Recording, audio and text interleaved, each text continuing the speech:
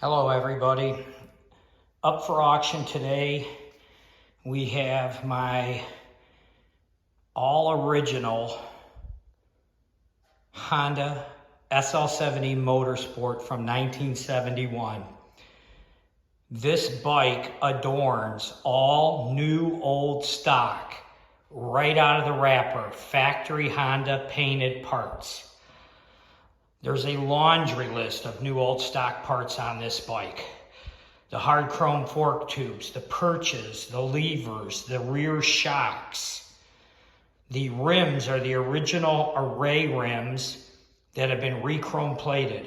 All of the aluminum work on the bike has been all rebrushed, finished in the correct patina that this bike would have came with from Honda. This is the original engine that came in this chassis from Honda. Also, a few other NOS parts on this bike, new old stock. We have new old stock kill switch assembly, high-low beam. New old stock speedometer, along with new old stock horn and horn button. Also new old stock mirrors. These were street legal options because this bike did not come with them from Honda. This is the original taillight bracket. It's been re-chrome plated, but I went to the attention to detail to make sure all my bikes have the little rubber stoppers for the license plate frames. I also have a 1971 uncirculated Michigan motorcycle plate on this bike. Everything has been re-zinc plated in the correct finish. The kicker arm, the brake arm, the caps, those have all been re-chrome plated. This is a new old stock exhaust guard, original Honda. The muffler is a new production Kurzman. It's made by the original manufacturer.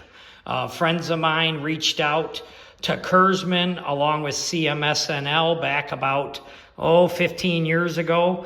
And they started having these pipes remade, but they're made by the original manufacturer. The carburetor is also the original Honda Kian carburetor that came on this bike. It's been restored. Again, all the aluminum work has been restored with the original brushed finish. All new Honda spokes and spoke nipples, new tires, new tubes, new grips, original factory grips that would have been on the bike from Honda back in the day. Here's some more photos or video of the rear brake panel.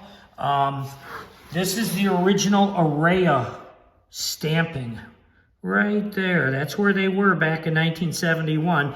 They didn't have all that extra nomenclature on the outside of the rim. So that was the rear rim. Here is the stamping on the front rim. Also, the bike has the original size tires that would have been on this bike. The engine has gone through a meticulous restoration. Every nut and bolt, every internal engine piece has been touched on this bike. All of the cables on this bike are new old stock in the correct metallic silver color from Honda. The front brake switch, the rear brake switch, they're also new old stock with the correct Honda silver sheathing. I have all the correct little clamps that would have been on this bike from Honda back in the day. This is a very rare piece. This is a K&W Fork Enterprise SL70 front fork brace. This was an aftermarket part that you could have bought through your Honda dealer at the parts and accessory selection in your store. The key switch, the main wiring harness, it's all new old stock. I don't have the correct battery or battery box in it for this video purpose, but to the winning bidder, I will swap that out and put the original battery box and the original battery with no electrolyte in it. This battery is in the bike right now for demonstration purposes when we fire it up and we show that everything is working. Again, this is the original factory Honda paint. It does not get any more original than this. These are new old stock, brand new out of the box gas tank. I've had the original gas cap re-chrome plated. The original caps have a flat top. The newer caps that you buy from Honda today, they come with a, and look inside, beautiful. The new caps today are slightly domed. Again, this is an original gas tank. I put fuel in it for the first time for this fire up. You know, again, the hardened chrome fork tubes. These are new old stock. The headlight ears have been replated along with the chrome trim bezel, but the reflectors and the reflector stays, those are all new old stock. This bike has a ton of new old stock. I have two other bikes just like this one in the light ruby red and the summer yellow. And each one of these bikes is restored to the exact same level. I am very, very meticulous when I do my restorations. I've had these bikes in my collection now for probably going on 10 to 11 years. And I'm thinking maybe it's time we start letting somebody else enjoy these bikes. Here we're going to do a startup. I've already got the fuel on. I've tickled the carburetor. We're going to go to number 2 key position. At this point, we see the brake, the rear running switch lights. I press the brake light, and we're going to see it get brighter. See it get brighter? There it dies down. Brighter, dies down. A lot of people don't know this, but on the 1971 SL70, the battery is what controls the tail light and the horn. I'm going to do a little video for you with the horn. That's the horn. That again runs off 12 or 6 volt DC. I'm sorry. We're going to go to do a start. I've got the lever over.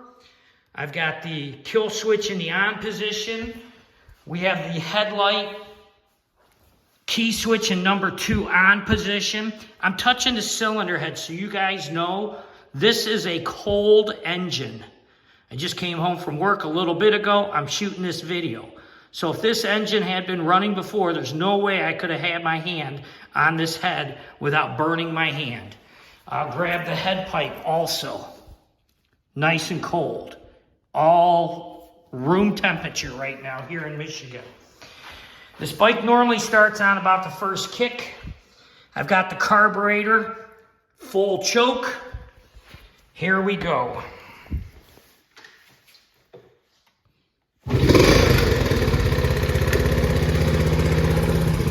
So, we're going to take it off choke. The idle's going to come up a little bit. The headlight. This operates on AC voltage from the stator / the flywheel. That is low beam. Here is high beam.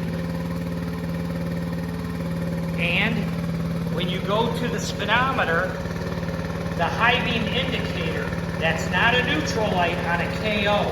That is a high beam indicator.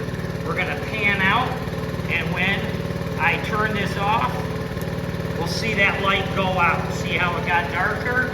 Again, we go up, that light comes on, I rev it up, the light gets brighter because again, it's AC voltage. The faster the RPMs are turning,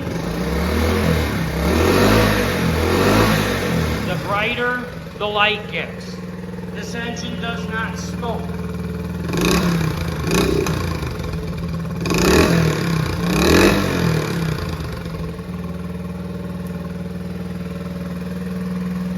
I will do a running video a little later.